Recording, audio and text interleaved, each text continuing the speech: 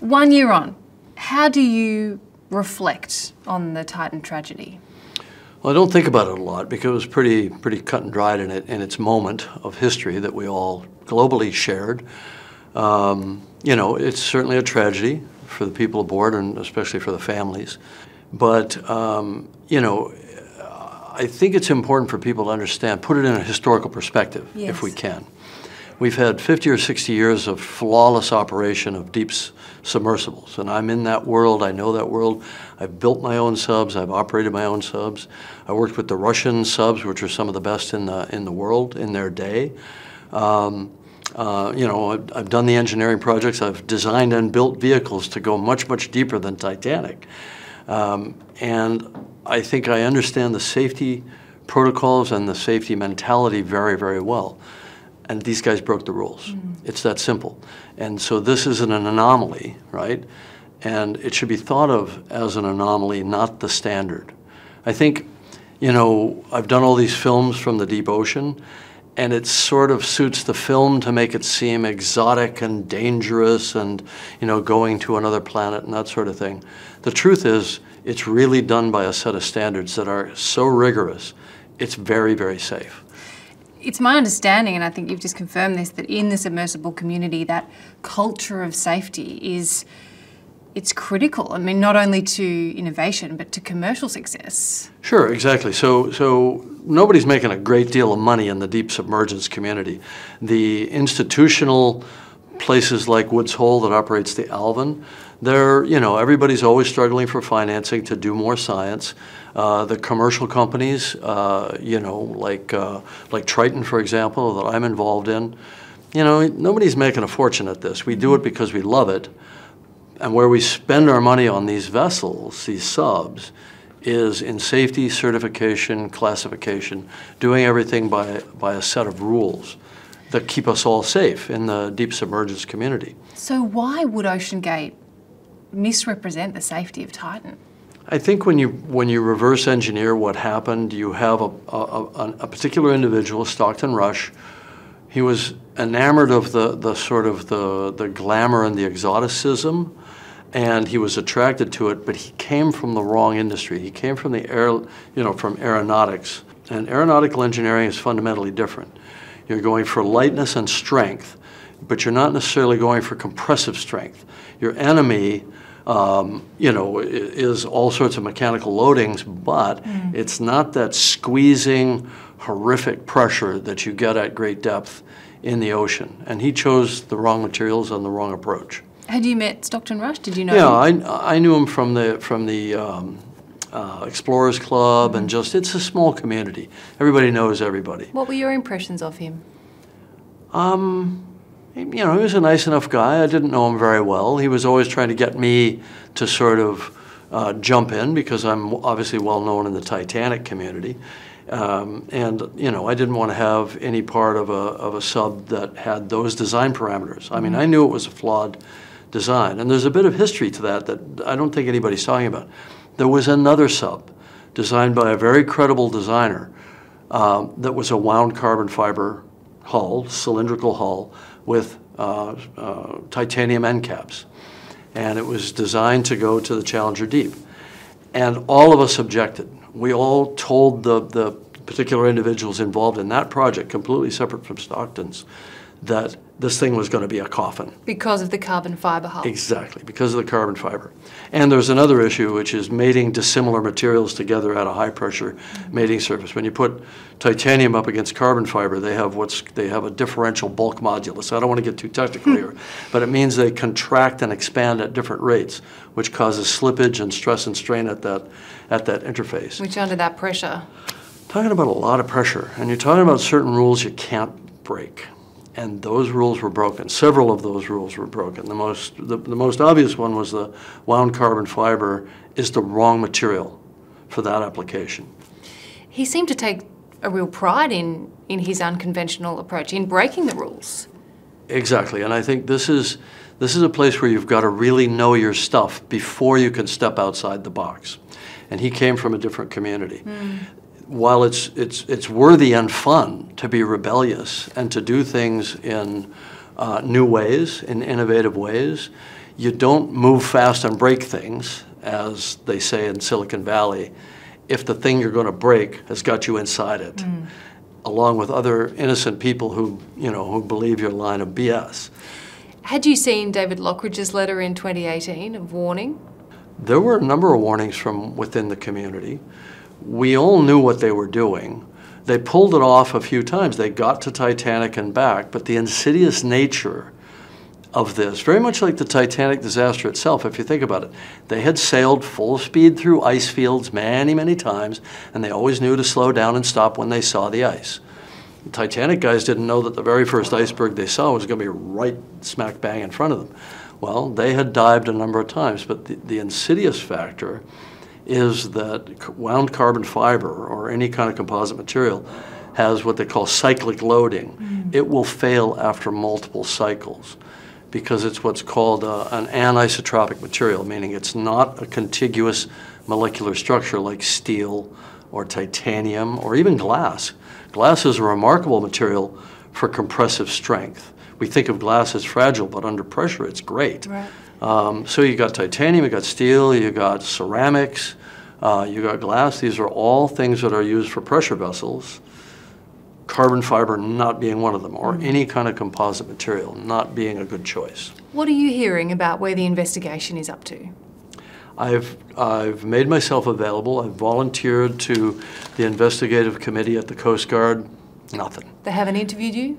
They don't. I think they want to do things their way, and frankly, I think they've kind of got egg on their face, and they don't want outside opinions. That's just my interpretation. Well, you're hardly an outsider. I mean, someone of your stature in the industry, it's a surprise. Well, I would challenge anybody to say they know more about the actual wreck site than me, now that P.H.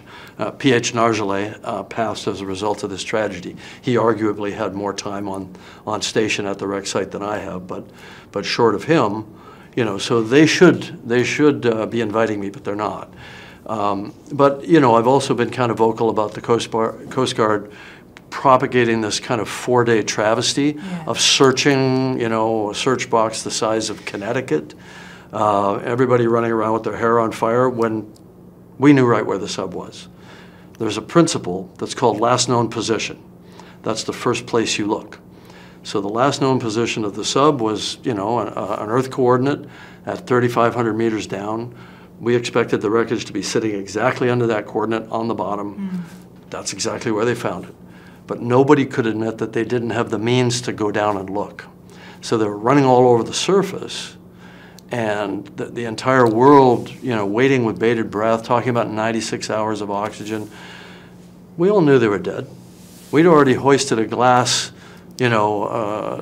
toast to our fallen comrades on Monday night. So the Coast Guard lied? I don't think they lied. I think they went by a procedure that was torturous for the family. Unnecessarily? Unnecessarily torturous for the family. I don't think they lied. They just didn't disclose.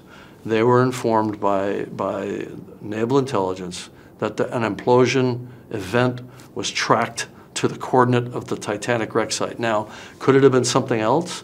1 in a trillion. Unlikely. So they should have managed the family's expectations, but it just made such a beautiful media circus, to talk about a race against time, these poor people, tapping sounds. Tapping sounds are ridiculous. They're dropping sonobuoys in the water. The Canadian Air Force or Coast Guard were dropping in sonobuoys that immediately drift away in the 3-knot current of the Gulf Stream and are gone within an hour. And somehow at that slant range of many miles, they're hearing a little crescent wrench or something tapping against a hull over the sound of 11 ships operating in the immediate vicinity, moving giant pieces of deck equipment around. Not possible. That's like, hearing a sparrow fart over the cacophony of an airport.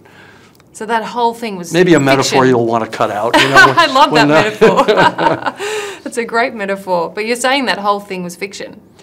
Well, we knew. I mean, my jaw literally dropped open farther and farther each day that they never cautioned everybody that all indications were that they were lost due to an implosive failure, but that there's always a remote shred of hope that that's not the case, but that's the indication. That's what they should have said. Did they lie by omission? I'm not comfortable with the term lying. Yep. I think they were following a set of procedures. But the thing is, in a funny way, it reflects back to my first comment, which is subs are safe. They are so safe that the Coast Guard has never been called. They didn't know what to do. We've never gone out on this before. You know, what do? We don't have an ROV, a remotely operated vehicle. We can't go down and look. What we can do is we can fly around and we can race around on the surface looking for debris. Well, you're not going to get debris from an implosion 12,500 feet under the surface, 3,800 meters. You knew what had happened, and in fact, you've got the note you made on the day. I just found this in my file. It says, this is on Casa del Mar Stationery. That's the hotel I was in LA at the time that I heard about it. 9:25, that's AM, 9:25, confirmed implosion. And I literally wrote that on the pad the moment I heard from my naval source, very reliable source, that they had heard an event and triangulated it to the site. I already knew the answer even before I got this, because you can't lose comms and tracking at the same time by any other means than a catastrophic event, because they're two separate systems. The comm system is one transducer that, you push to talk, or they were texting, I think, and the other one is a separate transducer that's independently powered, battery powered, internal, that sends out a passive signal and allows them to track the sub from the surface. You can't lose them both at the same time any other way but a catastrophic failure. So when investigators say they want to find out exactly what happened, there's actually no doubt about what could have happened. Look, I mean, there's always doubt, and they should eliminate less likely possibilities, like a failure of the front port. It had an acrylic front port, very, very similar to the ones that I've designed over time, working with the top expert in that, a guy named Jerry Staciu, who's not with us anymore. But when we were designing camera systems, when we were designing our sub to go to the Challenger Deep, we designed acrylic front ports. We know a lot about it. We know how they work, and we know how they fail. It's very, very, very unlikely that that was the failure.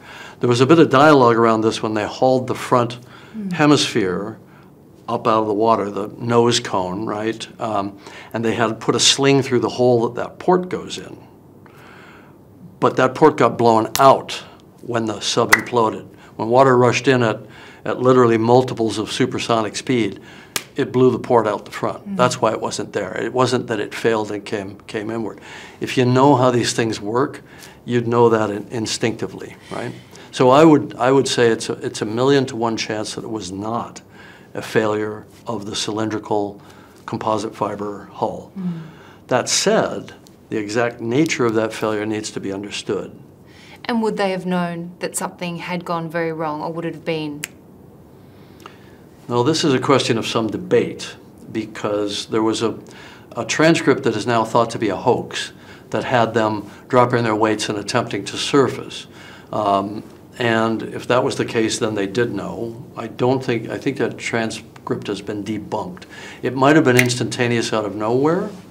There might have been some cracking sounds preceding it, because they had a built-in acoustic monitoring system that was meant to tell them if there was undue microscopic failure of the hull.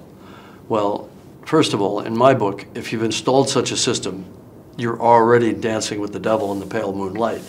You're not following what I would consider to be any kind of safe procedure. Because it should never happen. Well, you should never hear cracking of your hull, and if you are, you're doing something wrong in your design process. So even baselining an alarm system based on that is already beyond the pale of anything I would say real sub-designers would ever, entertain.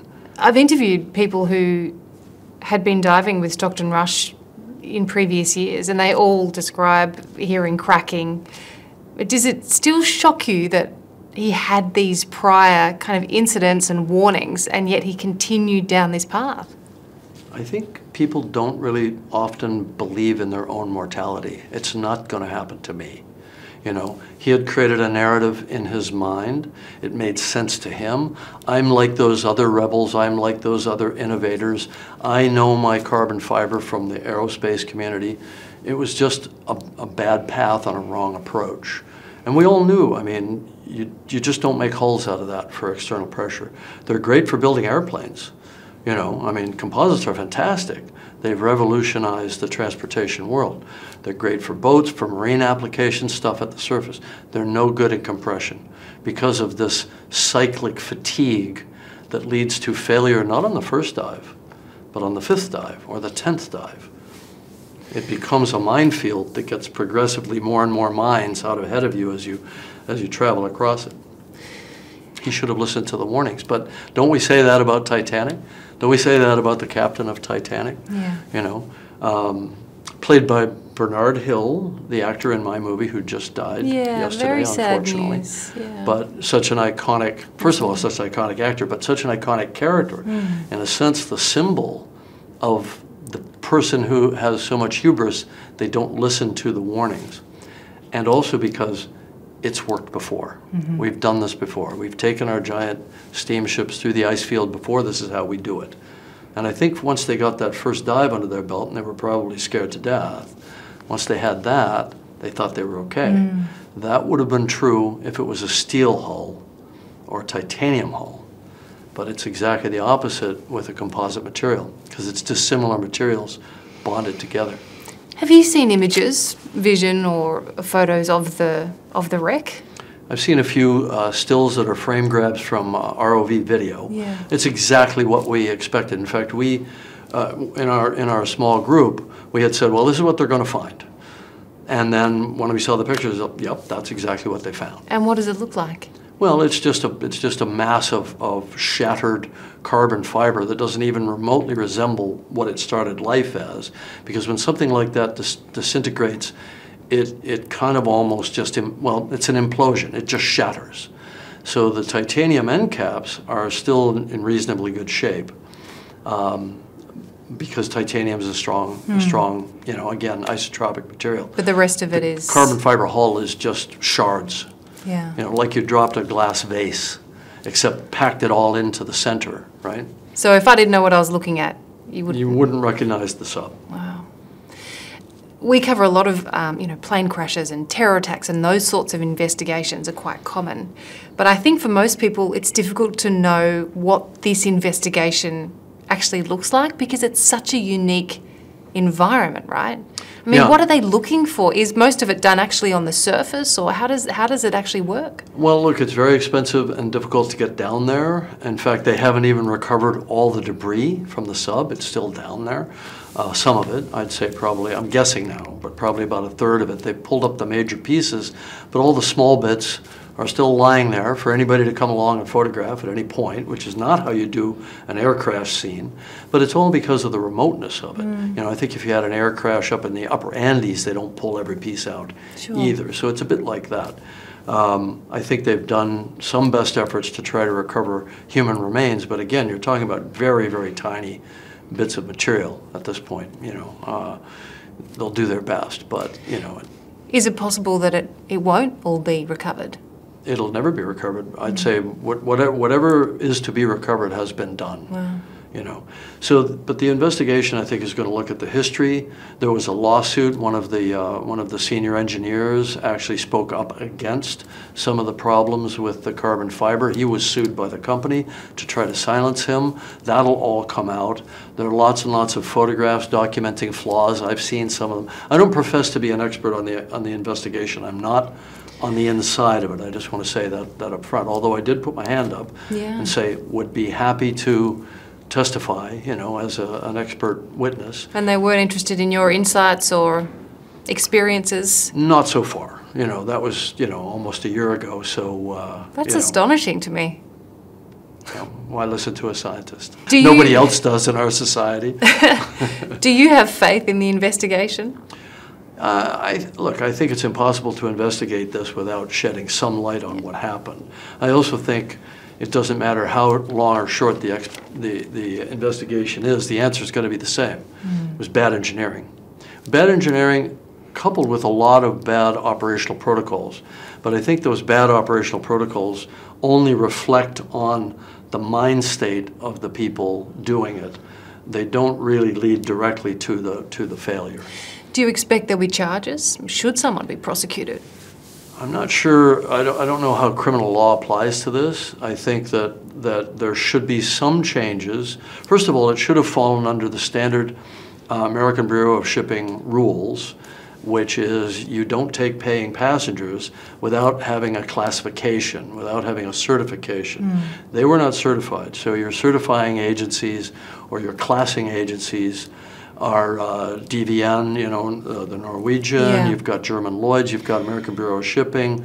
They didn't have classification. Theoretically, they should not have been legally allowed to carry passengers.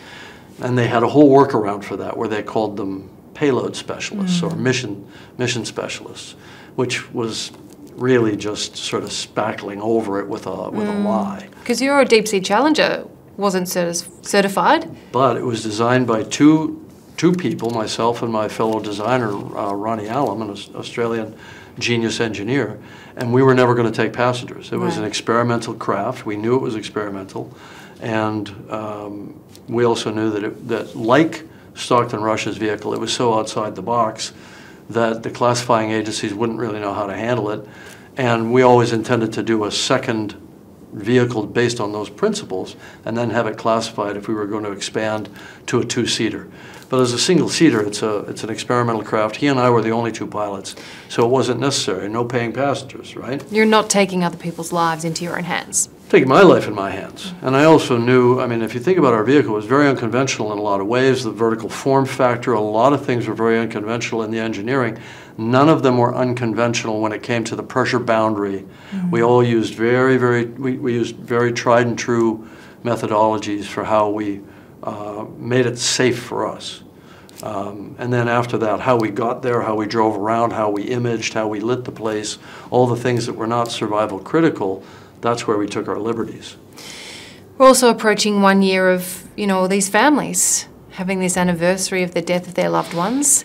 Tell me about PH. He was a good friend. Now, PH was a friend, a fellow colleague, fellow explorer. I got him and he got me. We both knew why we went down there, and we went into these dark places and explored and tried to shine our light into history or deep biology or deep geology. You know, he was a natural explorer at heart. We had a kind of a friendly rivalry about who had the most dives at the Titanic wreck site. You know, he had done a lot of the recovery operations there for RMS Titanic, which was the what they call the salver in possession, right? Yeah. They had the salvage rights. He orchestrated how they were going to bring up this giant piece of the hull. They did some kind of amazing operations there. So I think he's credited with, I think, 36 dives to the site. I've got 33, you know. So he's a little ahead of me. It never made sense to me how someone with so much experience would agree to dive with OceanGate knowing the risks. That's a tricky area for me. Yeah. But I have to remind myself that PH wasn't an engineer per se. He was an explorer at heart. It was up to somebody else to design the vehicle and so on. I think you could look at it as would people have gotten into the sub if PH wasn't on board saying it was okay. I think that gets into a tricky area. I also know his heart, which was to go, which was to dive. And all of his previous history was in subs that were certified. And, you know, I think that distinction wasn't as big in his mind as it would have been to me. That's all I can say there. He would have known, though, the risks. He would have known there was, you know, zero chance of rescue down there if something did go wrong. True. And you don't count on rescue. I mean, when I was at the bottom of the Challenger Deep, there wasn't another vehicle on the planet at the time that could go that deep. So I knew there wasn't even, not only would there be no rescue, there wouldn't even be a recovery. There probably wouldn't even be a visual investigation because there was no other vehicle that could get there. It was too far down. You know, when Aldrin and Armstrong landed on the moon, they knew nobody was going to get there. They were the only ones that had ever been there. So it's a bit like that. Now, Titanic's a different story. Titanic's about a third of that depth. Diving to Titanic depth was, I don't want to say routine, but it almost got to be routine for me after 33 dives. I bet. You trust your equipment. Can things go wrong? Of course they can. You're working around a wreck with strong swirling currents, big chunks of steel kind of hanging out. You know, I mean, you can get into trouble diving a shipwreck at any depth. But the one thing you should never have to worry about is your pressure boundary failing. You shouldn't have to worry about that. That should have been, you know, way in the past. It's gone through pressure chamber. It's gone through design, finite element analysis. We spent 6 years designing our hull and going through computer simulations and stress field analysis and all that, because you could plug numbers into a finite element analysis computer model with steel or with titanium or with ceramic, but you can't plug those numbers in with composite and know for sure. I'm sure you get asked this all the time, but what is the allure, what is the pull of the Titanic and of the deep ocean that pulls people like yourself and PH? You know, he had 30+ dives and he just, as you said, he just wanted to go back. He wanted to keep diving. Titanic is like a fractal. At first you think you see the pattern, and then when you get closer and closer you realize there are whole other patterns and whole other details that emerge. It's simultaneously, you know, the most described and most well understood major disaster probably in history, and yet there are still mysteries. So I could make up a whole list of things I would want to go back and explore. At a certain point I had to make myself comfortable with the fact that I didn't need to explore it anymore. I was far enough down the fractal to satisfy me in my lifetime. In fact, we're still just writing up all of our results now in a couple of, you know, hopefully comprehensive papers that represent coming up on 30 years of investigation. My first dive to Titanic, first dives, it was a series of 11 dives, were in 1995. Wow. So, and it was also a bit different in 95. It had just been discovered a decade earlier. It was relatively unexplored, and there was a real excitement around that. You get to the point where it's been well explored. Now you're asking a slightly different question. Why are people who are not going to shed any new light on history or archaeology going down there? Yeah. Like the people who paid money to do it in the Titan sub. And the answer is to touch history.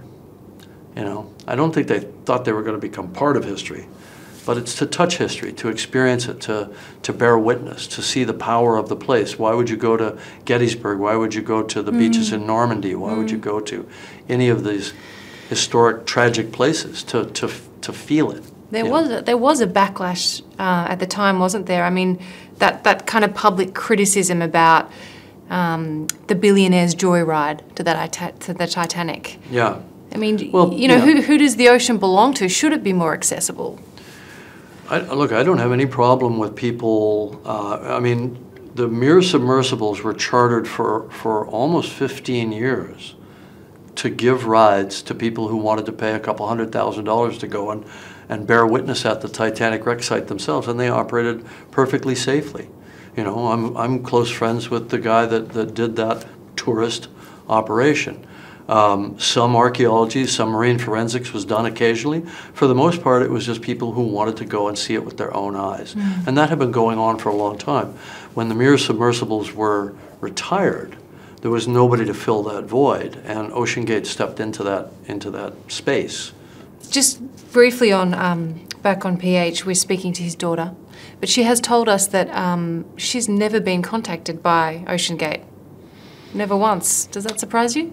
I think, look, I can opine on that. You know, an apology is an admission of guilt, and lawsuits and, you know, investigations, all that sort of thing.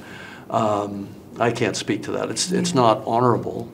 You know, I would say it's not honorable. They should have talked to her.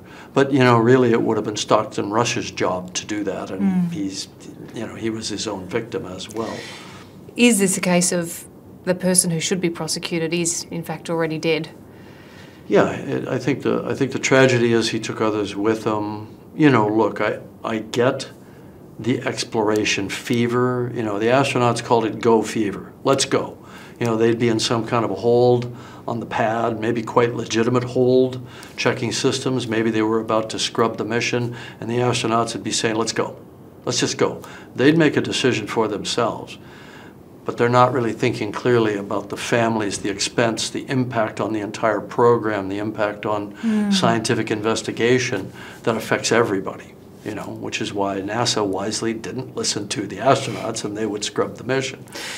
I know that was a real concern of yours and others at the time a year ago. What would be the impact on the broader submersible community? How has it impacted the industry? All of the institutional subs are still diving, and some of them dive, Okay. 100 times a year or more. They're out there, they're doing their jobs, they come back in, they get reclassified, they go back out. I'm a small participant in a company called Triton, which is the biggest and best builder of commercial submersibles, deep diving submersibles, for tourism, for scientific research, and that sort of thing. And there's been a slight cooling effect that's rebounding, right? Because people realize that safety is relatively simple when you boil it down to there's a classifying agency that will look at every nut, every bolt, every fastener, every procedure, every safety system, and if they say it's good to go, it's good to go. You can get in it. And the truth is, you're probably more at risk getting into an Uber with a driver you don't know than getting into a classified submersible. Is that right? Absolutely, absolutely. I mean, you can look at the stats on this. Nobody does because it's a better headline to make it all about, ooh, big scary stuff. But the truth is, you've got a half a century record of perfect safety, meaning no deaths, no major injuries, up until this tragedy, right? Which is why I say it's an outlier, because they didn't play by the rules. He was just so rogue. Yeah. And reckless. Reckless with other people's safety, I would say, and his own, There's a lot of things, look, sometimes explorers go do crazy stuff, and sometimes they succeed. And sometimes you can get a little infected by that mentality of, oh, I'm going to go because it's fear that's holding everybody else back. But it's not fear. It's common sense. It's caution, and it's a deep knowledge of the engineering. Yeah, he said, Stockton Rush, if you're not breaking the rules, you're not innovating. Well, innovation by definition is doing something new. That's sort of what the definition of innovation is, right? But doing something new isn't necessarily in and of itself a good thing. When you look at that note that you made on the day in the hotel that you're in, how does it make you feel? I mean, do you still feel shocked that have you come to terms with it, I suppose, is what I'm asking? Do you have a level of understanding and acceptance now? Or do you still have those feelings of, my God? Well, look, at the moment that I was writing this down at 9:25 in the morning on the Monday morning, I didn't know about the whole kind of media cycle that was to come. At that moment, I had a silent moment because I knew PH very well, and Péache is how we'd say it because he's French, right? So it was a somber moment, and then it just transformed into this crazy thing. A guy called me who was an astronaut who was friends with Hamish's wife, and this was on the Wednesday. I said, this is out of control. I said, what are you telling her? He said, well, I'm trying to manage her expectation. I said, well, tell her that he's dead, because that's the truth. I felt confident enough to say that. And I got hounded by the media to make a statement, because I'm an expert on diving and Titanic, both, which are two separate subjects that happen to converge in this story. Yeah. And I wasn't going to be the one to take upon myself that responsibility when there are many agencies involved who should have been responsible for that. And you so feel I they stayed should... out of it until the exact moment that it was announced, at which point Robert Ballard and I had been talking all week. We decided to do a joint statement at that moment. But you feel they should have done it sooner? We feel that the Coast Guard or any of the investigative agencies involved should have done. Just finally, you've spent so much time, I think you said you've spent more time at the Titanic wreck than the actual captain spent on the ship. Yeah, if you do the math, it actually is true. You've been to the deepest part of the ocean. What is left to explore? What's next? Oh, so much. I mean, the point of building a Hadal depth sub, which is the deep sub, right, going 3 times deeper than Titanic, if you can go to the deepest spot, you can go to any of the really deep spots. So if you add up all the deep trenches in the world, it's an area bigger than Australia, absolutely unexplored, or very, very little explored. Saying that you've explored the Challenger Deep on a single dive or even a handful of dives is like doing a night parachute into Wyoming and looking around with a flashlight for a few hours and saying you've explored it. You know what I mean? Yeah. Or the Nullarbor, let's say, right? You parachute into the Nullarbor at night, look around with a flashlight for a couple of hours and say you've explored Australia. So there's every single time you dive into a place no one's looked, you find new species, you find things that nobody's ever seen before, clearly. And there's so much investigation still to be done. You know, so would I love to go back and do more of that? Yeah, I just got to get these damn Avatar films done. And you feel, I suppose, that this OceanGate tragedy hasn't affected that long-term ocean exploration? No, not at all, not at all. I mean, exploration will proceed because it must, and because it's part of the human spirit, right? And, you know, a knucklehead that made a mistake shouldn't be holding everybody else back, and it won't, right? We have plans at Triton to build a sub that can go to 4,000 meters, and we will. Wow. And I may even go back to Titanic in that sub, just to prove the point that if it's done right, it can be done safely. Amazing. Jim, you've been so generous with your time. Thank you. Well, thank you very much. Great questions. Fascinating to talk to you. Appreciate it. Hello, I'm Amelia Adams. Thanks for watching 60 Minutes Australia. Subscribe to our channel now for brand new stories and exclusive clips every week. And don't miss out on our extra minute segments and full episodes of 60 Minutes on 9now.com.au and the 9Now app.